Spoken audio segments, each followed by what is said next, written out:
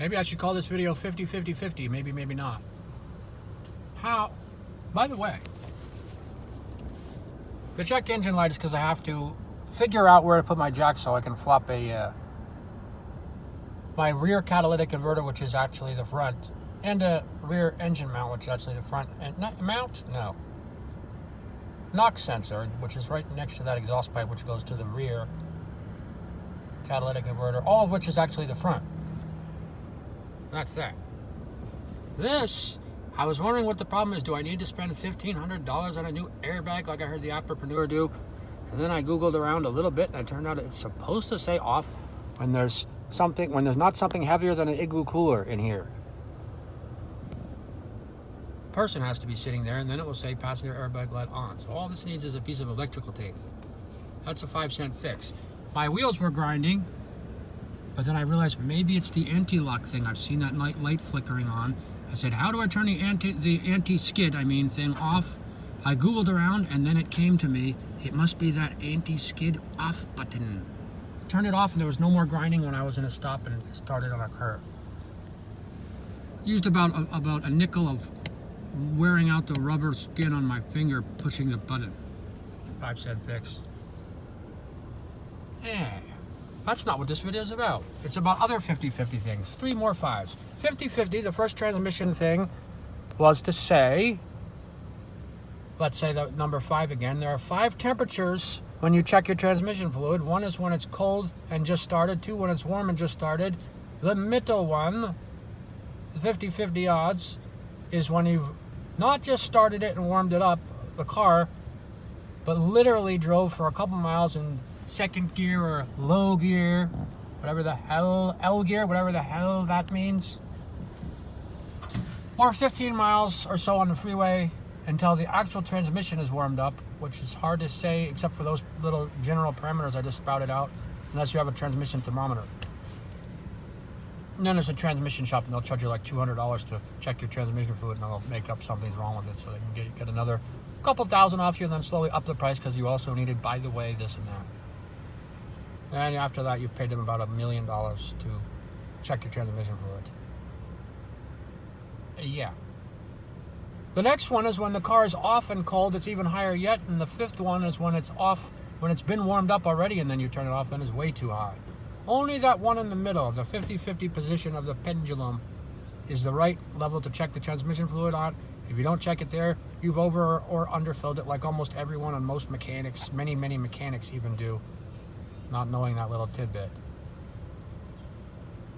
And the other part of the other video, that's just a recap of the other video. The other part of the other video was, if you change the fluid on your transmission, you have, again, a 50-50. That number comes up a lot, about 5 times. 50-50 odds of mixing the fluid between synthetic and regular if you haven't been the original owner of the car. And if you're doing it yourself, you might not be rich enough to have bought it brand new. The last owner could have put synthetic in it, or it could have put regular. You might be putting synthetic or regular. When you drain the fluid, which everyone thinks has 7 quarts or 6 quarts or 5 quarts, it actually has 13.4 quarts in this Chevy Impala, for example. And the same ratio goes for many cars. Most of the transmission fluid does not come out when you change it. Less than half, maybe a half if you're lucky.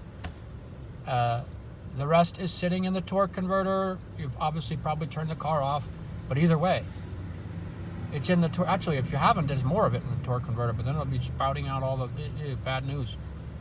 So,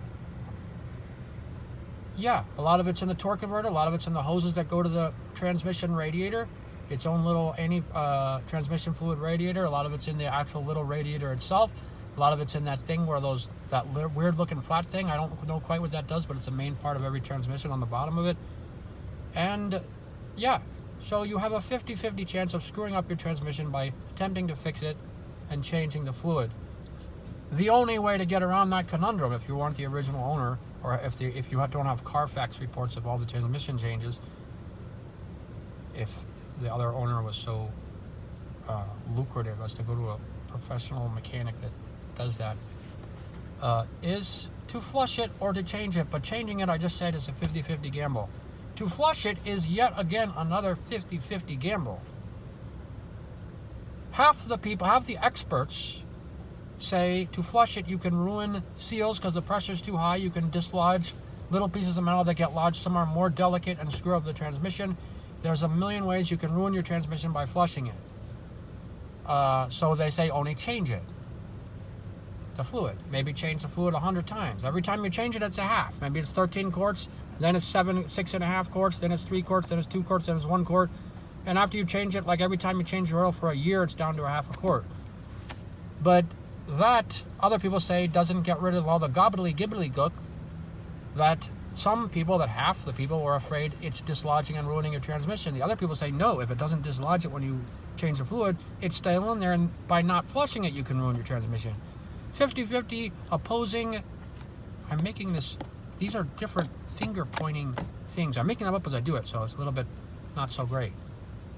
But anyway, 50-50 exactly opposing, diametrically opposing opinions from the professional mechanics and the transmission mechanics and everyone. No one knows who's right or wrong, or who's lying or who's not, or perhaps both. Maybe if someone's lying and wrong at the same time, it balances out to be a good decision. So, if you can get a mechanic that rips you off and lies to you and is stupid at the same time, you can get the right answer out of that. That's a technique that might work, but I'm not responsible if it doesn't. So, the answer is my transmission flush, and please, commenters, if anyone happens to watch this video, feel free to tell me what a dumb idea is, because I won't be the least bit surprised. It might be dumb. Consider this option non-blindly believing it to the average viewer. This is my idea for a DIY transmission flush that doesn't ruin your car. For one thing, I'll just throw in a small tidbit. That pump I had turned out to be really good for removing transmission fluid. That Home Depot $10 pump in the auto section. It has like a 3/8 inch hose. You get the one hose that's a little bit smaller. It fits exactly into the other hose. And then you get the 1/2 inch outer diameter hose for the last one. And you make sure it's longer than your transmission dipstick nobule thing in this car. Longer, so it sticks all the way out, so it's much longer. And if the whole thing breaks at some length that I just mentioned, the whole thing doesn't just fall into the transmission. It's still sticking out. And then attach the little attachment, doesn't matter if it's 1 inch or 5 inches or what.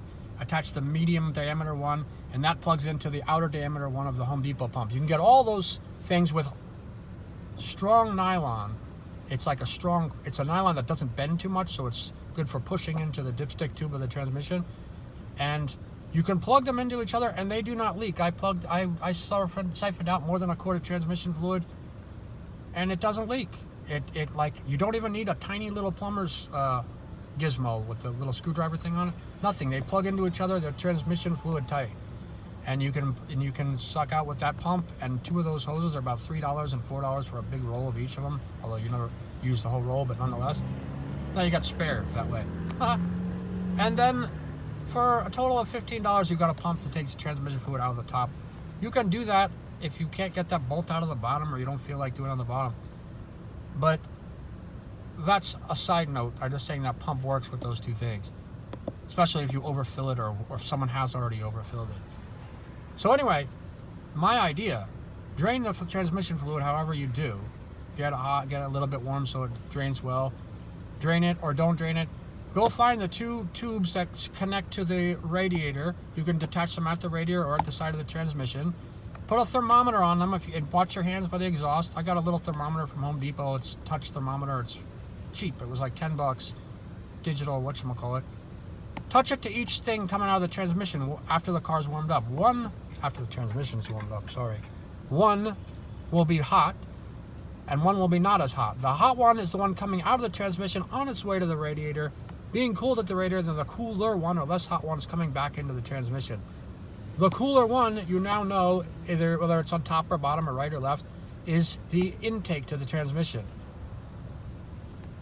Once the car cools down, take off that intake to the transmission one, wherever it is, the one that was cooler, but wait till it cools down if you don't want to burn your hands off.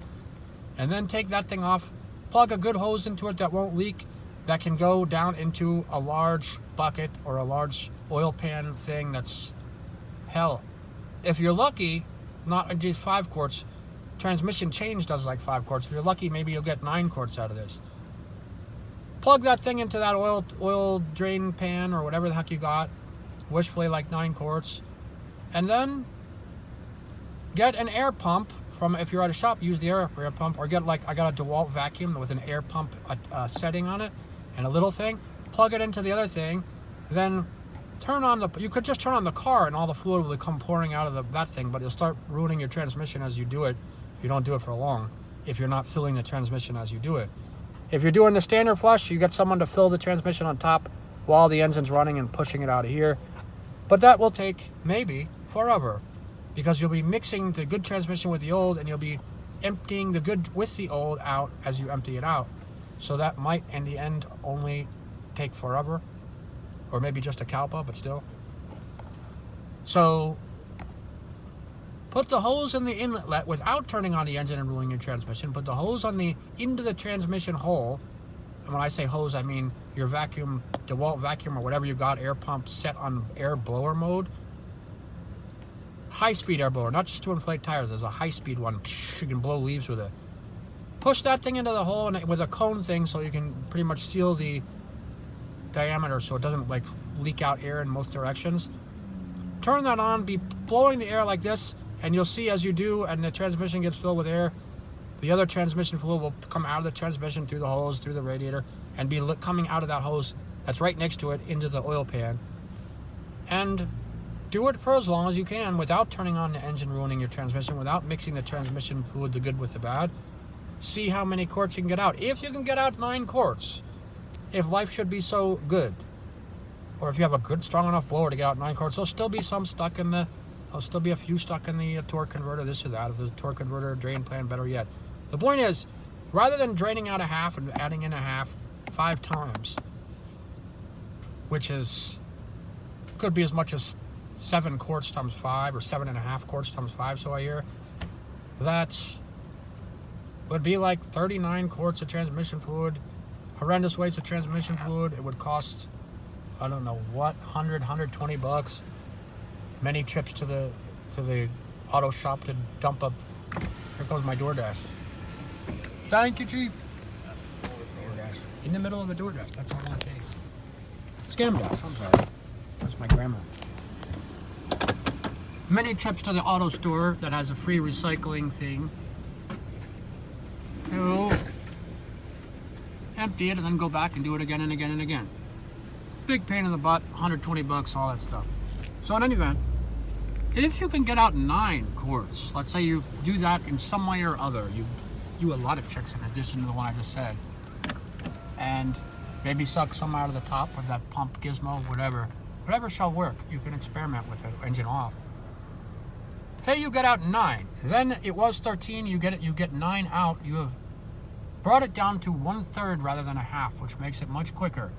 You do it once like that, fill it with 9 quarts, or 10 quarts, whatever, then do it one more time, about 5 times total, 2 times total, and now you're down to 1/3 of a third, or if you can get it a little bit less than 1/3, you are at 1/10. You're at 1/10. That's probably what is left when you actually go to have it flushed at a transmission place, and after they're done ripping you off, there's probably still 1/10 of the old fluid in there, because they're mixing them when they're feeding in new fluid and sucking out the old fluid at the same time, but they're getting mixed as they do it, and they're not going to waste their own transmission fluid either. So it's probably 1/10 left there, although they have high pressure. There is that chance that the people who say that's a risk to high pressure, which can, yeah, not just dislodge little pieces of metal in the transmission, but also break seals and stuff like that, especially if it's an older transmission, that risk is gone. Now you've done the same amount of transmission fluid change, and you flush it out a little bit with air pressure, small amount of air pressure, and ergo, total, 9 quarts gone, 9 quarts back in, do it one more time, 9 quarts gone again. That's, let's say 19 quarts, 9.5 quarts, say, something between 9 and 10. Then, one more time you fill it again, 10 quarts, total 30 quarts. Still sucks, but you've done it yourself. And that's the end of the video. Yip yap, yappity yippity. I don't know, is it a lousy idea? Beats me. I'm sure someone, if a lot of people listen to this, if I'm sure many people will say it is, especially people who don't like the idea of skipping the mechanic. Okay, that's it.